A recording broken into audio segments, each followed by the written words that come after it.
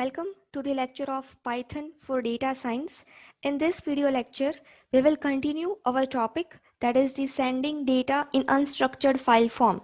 So in this, we were dealing with the image file, and then we will see how to manage the data from the relational databases. So let's start with the unstructured file form. So this is my online Jupyter notebook, or I can say the online Jupyter lab that I have loaded.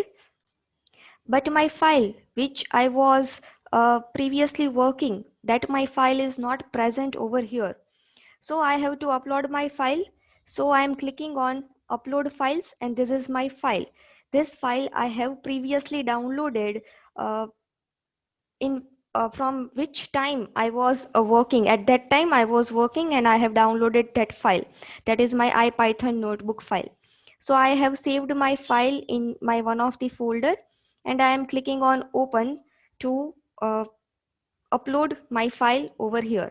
You can see now it is showing me the file over here. To open this file, just double click on it.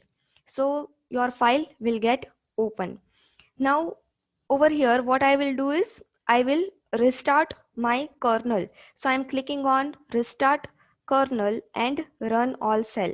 So what this restart kernel will do, again the kernel will be loaded. Whatever the old variables are there in your cache memory, that will be removed, that will be deleted, and your file will be executed from the scratch. So new variables will be created according to your program.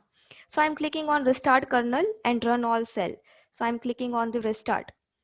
So you can see over here that it is showing me the error related to this, that is rgb underscore image.jpg, because my this particular file is not present over here. You can see on the left hand side directory. So your file and your image should be in the same directory, but it is not there. So again I am uploading my file, and now my this file is present over here. So now it will not throw an error. So again I am clicking on the kernel, restart kernel and run all cell, and I am clicking on restart. So now all the cell has executed successfully, that you can see. So previously we were over here, that what is this, that is the image dot shape. So this image dot shape is showing you the output as 225 comma 3. So what is this 3? This 3 is the channels. So let's see how this channel is working. So let's over here we are doing is we are changing our code from 0 to 225 in the horizontal and the vertical direction both. So from 0 to 225, and first of all in the channel I am writing just 0 over here. So let's see what happens over here. Then you can see that one of the color from the RGB has removed. So which color has removed? This is my red, blue and green. So my red color is removed when I am writing 0. It means what? There in the image there are 3 layers. It means there are 3 channels, for the red, for the green and for the blue. So when you are writing 0 like this, so one layer related to the red has removed. Similarly, when you write 1 like this, then you can see the changes, that which color is removed over here. Green is removed. So 1 stands for the green, and let's write 2 over here and let's run the code. Then you can see that over here it was my blue color and it has removed. So this 3, it means it stands for the RGB, that is red, blue and green. So it is for that purpose, and this first 2 coordinates are for the horizontal and the vertical directions. Now we have to see is how to resize the image. In the previous lecture we have seen how to crop the image and how to save that image. Now again I am checking what is the shape of the image, that is image2.shape. So of course it will show me the shape which is less. So over here if I mention 147 and suppose I am mentioning over here 150. So this is my cropped image and it is showing me the coordinates like this. So I have cropped the image. Now I want to resize the image. So for the image resizing, the function is like this, that is my resize as the function. As a first argument, I am passing the image. Which object is storing your image? I want to pass this particular object, that is the image2 as the object. So this image2 is already cropped and I want to resize that cropped image. So in which proportion you want to resize? I want to resize, that is 30 by 30. And this is not a necessary. If you do not mention the mode attribute, then it's also okay, because this is the symmetric one, 30 in the horizontal and the vertical direction. And for showing the image, I am writing plt.imshow, that is the image show, and I am printing what is the shape of the image and what is the type of the image. So it is showing me the shape as 30 by 30, because in the resize I have mentioned that is 30 by 30. And the shape is, it is showing me as the numpy ND array. So I have previously told you that image is the collection of some pixels in the horizontal and the vertical direction. So that pixels will be stored in an array. So this is my image. You can see the ticks over here in the horizontal and the vertical direction. So ticks, it is showing only up to 25. So this last point, it is showing me as the 30. Again, in the horizontal direction, the text is only showing me up to 25. So this point is my 30. Now for storing the image for the data analysis purpose, when you are storing such type of image into the data set, at that time you have to flatten the image. So I am writing the flatten function, that is image3.flatten. So this image3 is my object. It came from here, that is in image3 object my resized image is stored. And I am writing image3.flatten, and I am creating my new object, that is image underscore row as the object. So I am again type checking the object and I am printing the shape. Then type is as it is, that is my numpy array. And my shape, you can see this is important, my shape is now 900, that is only one dimensional.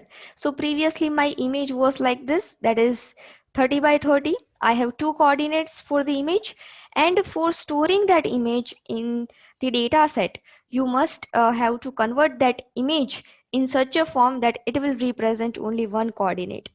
So the flatten function is useful like this. So like this, you have converted your image, and now you can store your image in your data set, and further you can use that image for the data analysis purpose.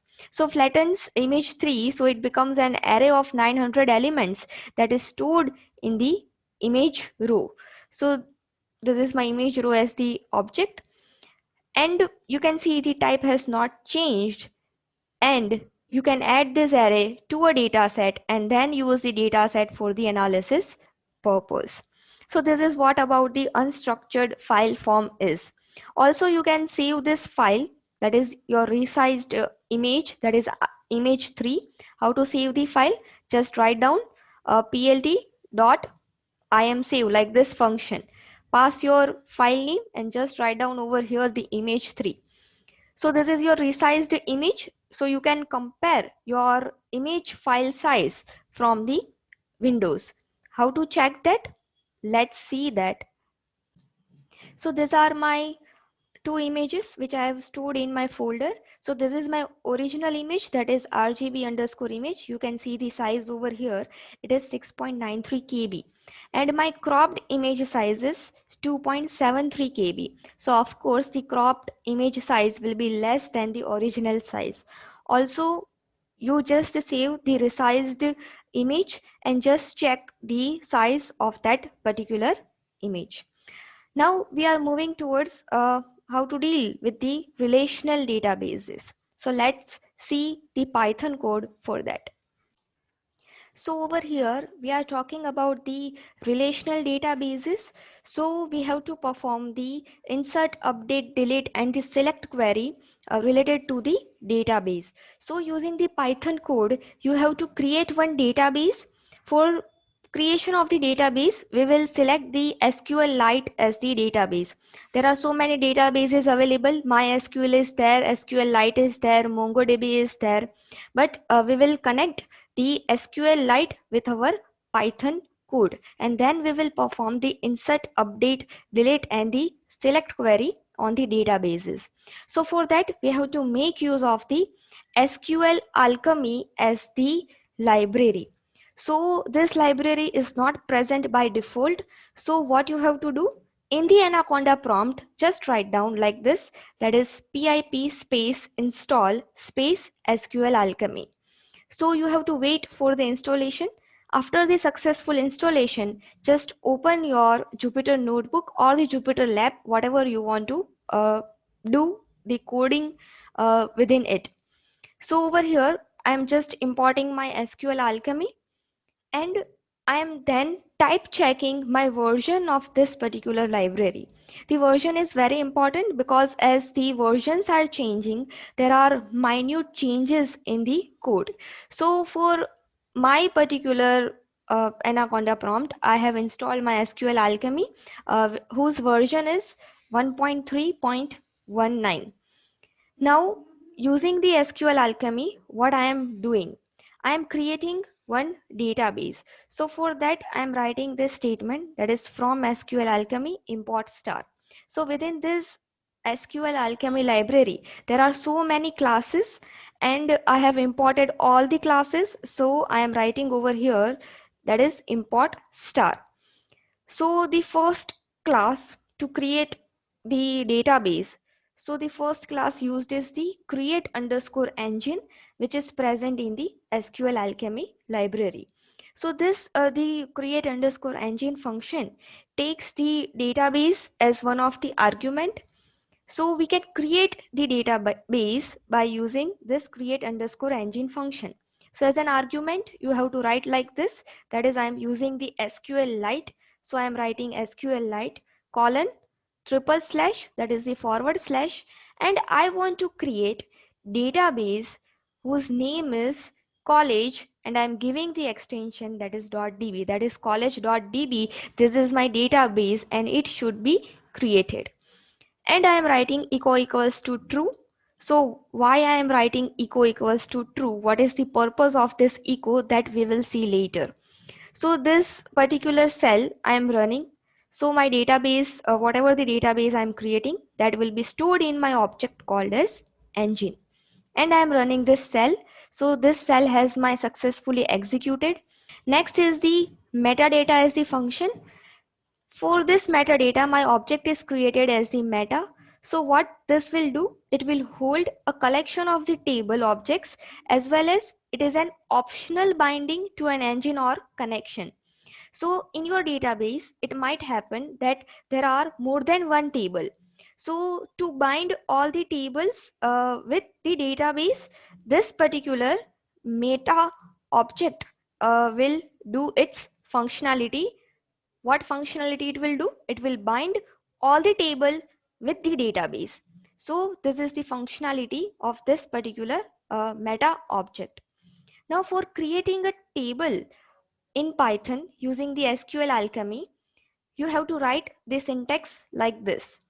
So I am writing, that is student as my object. In this particular object, my table will be stored.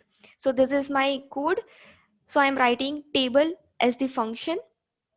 I am passing the students. So what is this students? This students is my table name. I am writing meta. What this meta will do? It will bind this table with my college.db database. In this table, I have three different columns with ID, name, and the last name. The ID has the type, that is the integer. Name and the last name has the type as string. So in this two column, my string value will be stored, and in the ID, my integer value will be stored, and this ID is my primary key. So let's run this code. So this code has my successfully executed. So this cell has executed, but the query has not executed. So for executing the SQL query, you have to write like this, that is the meta dot create underscore all, and you have to write the engine. What this engine is, you have created your database and it is stored in this particular engine object. So what you are doing, this is your meta in which the binding of the table is present, and you are writing that is meta dot create underscore all, and you are writing engine, and you are executing this particular cell. Then you can see that your SQL query for creation of the table, you can see over here, that is create table students, ID is this name, last name, and your primary key is again ID. So this is your exact SQL query that you have studied in your semester 3, that is in your DBMS subject. So this code is useful to create a table using the SQL alchemy in Python. So this is very important function, that is meta.createAll engine. Then and then only your SQL query will be executed. This code only executes your Python code. Now next is I want to insert a row in the database table. So for that I am creating one object, that is INS as the object. In that I am storing that is students. What is this students? It is my table name. So in which table you want to insert the row? So I am specifying the table object. So this is my table object. You can see my table name is student, and also my Python object name is students. So this is my Python object, that is student dot, I am calling the function as the insert. So this INS object will be created. You can see if you are doing the type checking of the INS object, that is I am doing the type conversion INS object into the string. So whatever the type is, I am converting into the string. Then you can see it has some value like this, that is insert into students, that is my table name, ID name, and the last name, that is the attribute name is given, and you have to pass the value over here. So for passing the values, what you have to write, you have to write the equation, or we can say the Python code like this, that is INS equals to students dot insert dot, then you have to write the values like this, that is I am giving ID equals to 2, name equals to Phoebe, and last name equals to Buffet. Now what I am doing is I am over here connecting the engine, that is I am writing engine dot connect, because I want this insert query to get fired in my database. So for that I am creating one object, that is my connection object, and I am executing these two lines, that is the values line and this particular connect line, but it will not execute my query. For the query execution, one more line is required. Which line is required? Your this particular line is required, that is connection dot execute. Then and then only your insert query will get executed. So let's see this. So I'm opening my folder in which my this file is present, and you can see in the folder that my college file is present, and it is showing me the type as the database file. So my college.db database that I have created, it is showing me over here in the same folder in which my IPython notebook file is stored. Now my college database is created. So to see that, I'm using my this particular SQLite Studio. You can use it is optional. So for the better understanding, I'm using this SQLite Studio for you. So this is it is showing me my college database. I have added the database which is present in the folder. In the tables, you can see that one table is present, that is my students table, and it has three different columns like ID, name, and the last name, and one primary key is there. But over here you can see that no row is inserted into my database. The data within my this particular table is empty, because what I have written over here, that is I have just written my statement, that is my Python code. I have not executed my SQL statement yet. So over here I am again writing that INS as my object. Again I am writing this same statement, that is student.insert.values. Now I am writing name equals to Ross and last name equals to Geller. So to execute this statement, I have to write like this, that is connection dot execute, and as an argument, I am passing this INS object. So what will happen? This insert query where you want to fire in your engine database. So in engine database, which database is present? Your college database is present. So this CONN, this is my object which connects to my database, and I am firing this insert query, that is my INS object, into my database. So whatever the result is, that will be stored in my result as the object. And now I am running this particular cell. See, this cell is empty, and now I am running this cell. So it is showing me now the SQL query of my this particular statement, that is my insert SQL query, that is insert into students name and the last name that I have written, and the values are showing me the 2 as the question mark. So in place of this 2 question marks, my this 2 values are passed, that is the Ross and the Geller. So let's see into the SQLite Studio. I am refreshing this, and you can see the that data is inserted into my table, that is the Ross and the Geller, like this. So previously I have written that is the Phoebe and the Buffet. That statement is not inserted in my database because this particular statement I have yet not executed. If you execute this statement, then this particular values will also get inserted into your database. So this is the difference why to write the execute statement, and if you are not writing the execute statement, then what will happen? And if you want to execute, or if you want to insert the multiple rows into your database table, then you can write like this. So this is my connection.execute. In the connection.execute as an argument, I have just passed one object. What I am doing over here is, in the connection.execute function, I will pass the multiple values like this. So I am writing students.insert. So where you want to insert into my student as my table name, I want to perform the insert operation, and which values you want. So write down like this into the square bracket, write down the first value in the curly brackets. So the complete value will be in the square brackets, and within the square brackets you have to mention the curly bracket like this. So just mention all the values. So like this, when you execute this code, then you can see that multiple values will be stored, uh, or we can say the multiple values will be inserted into your database table. So like this, you can insert the multiple rows into your table. Make sure that when you are inserting the rows, at that time you are passing only 2 values, that is the name and the last name, because your ID column is your primary key. So that primary key will be adjusted automatically. The values like 1 2 3 4 will be added automatically.